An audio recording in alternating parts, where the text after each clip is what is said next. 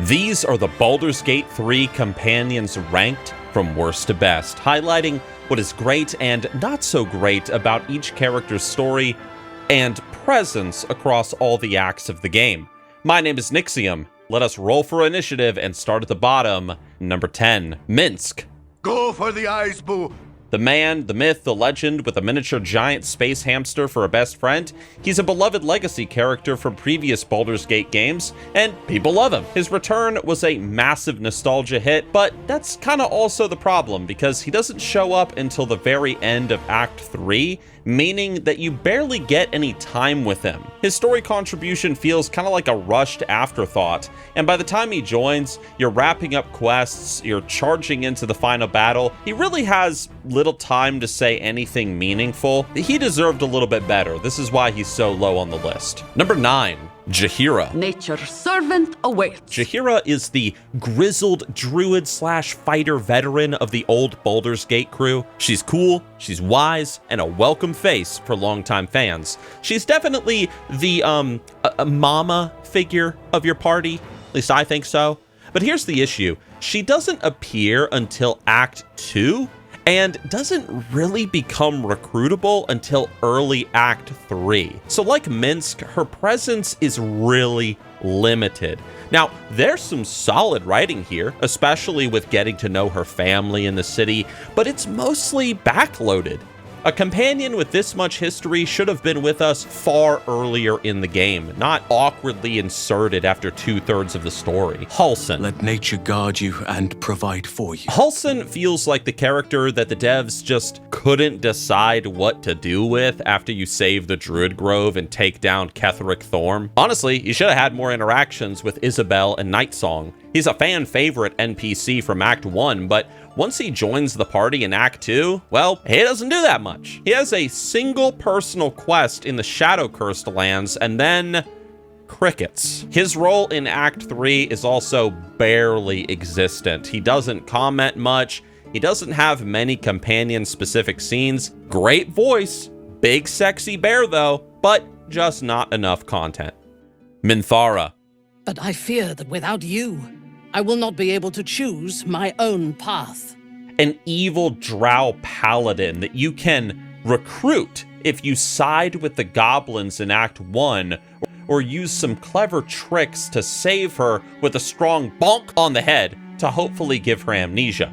She is ruthless, complicated, and brings a dark edge to your party dynamic. However, unfortunately, she is also kinda underdeveloped post-Act 2. Her romance, it feels very rushed, her dialogue is sparse, and in Act 3, she might as well be invisible. You barely get to explore her softer side or her descent into further cruelty. People have already data mined a decent amount of cut content from her story, so I think that she deserved better, especially since she had such a cool beginning and introduction to the game. Will. They won't see me coming. Will's got a great setup, okay? He's a warlock, he's a noble, he calls himself the Blade of Frontiers. In early access, he had a roguish charm and carried the burden of his infernal pact with Flair, but in the final game, he underwent this big personality rewrite, becoming more uptight, less fun, and not nearly as complex. His story with his dad, it does have weight, but the tonal shift made him feel a bit inconsistent. He's fine, don't get me wrong, but you can't help but miss that more morally gray version of him that we were originally teased with back in the EA days. Carlac. Come on, soldier. We're in this together.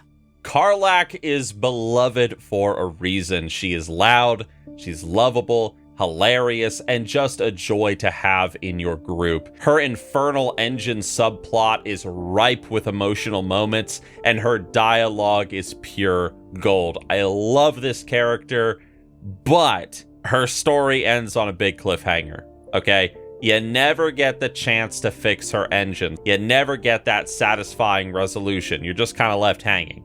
It's a gut punch, especially if you romance her. There was some cut content people found that indicates that she would have been able to resolve her main questline in a more satisfying and complete way in the upper city portion of Baldur's Gate, but apparently this was all scrapped. So, incredible character, criminally unfinished arc. I love her. I wish we could have seen more from her, but man, she's great. Gale. May the dice roll in my favor. Gale is the lovable wizard with a hunger for magic items and a thirst for redemption. His backstory ties directly into the greater lore of the Forgotten Realms, and his interactions with Mystra and the Netherese weave an epic tale. Will he fall down the same path as the doomed Karsus? Or will he learn to let go of his pursuit of power and the goddess of magic? Still, he can come off as a little too academic at times and unserious at other times.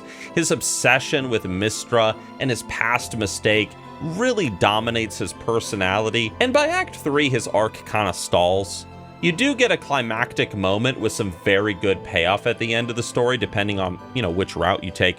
Shadowheart. It's all right. I'll take care of you. This woman's story is dark, it's layered, and it's one of the most rewarding arcs in the entire game. Her connection to Shar, her mysterious artifact, and her transformation as the truth comes to light, it's all top tier. Her character growth from cold and secretive to vulnerable and strong, it is fantastic, especially if you romance her, which y'all did, of course. I mean, she's like the #1 romanced character in this game, so you know what I'm talking about. But her links to Shar should probably have been better concealed, along with some elements of a brooding demeanor that can grate a little bit early on, and some players might find her slow burn a little bit too slow.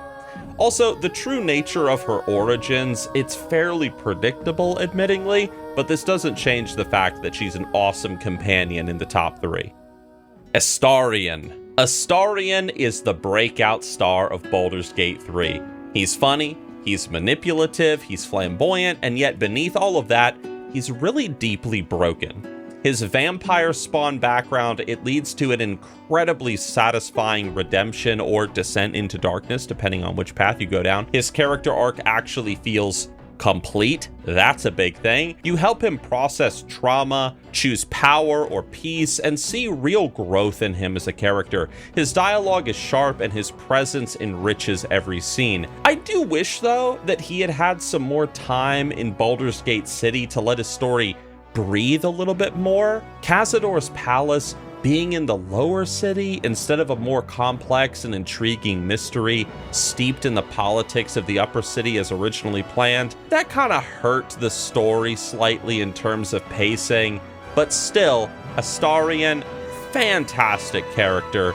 Everybody loves him, and for good reason. And last but not least, our #1 Baldur's Gate 3 companion is, of course, Lazelle. Lazelle, she starts off harsh, arrogant, and very xenophobic. But the genius of her story is in how it transforms over time. Her journey from this loyal Githyanki zealot to someone who begins to question her entire belief system is very compelling. She is present from Act 1 all the way through Act 3, and her journey involves massive story payoffs and unique reactions to the game's most pivotal events.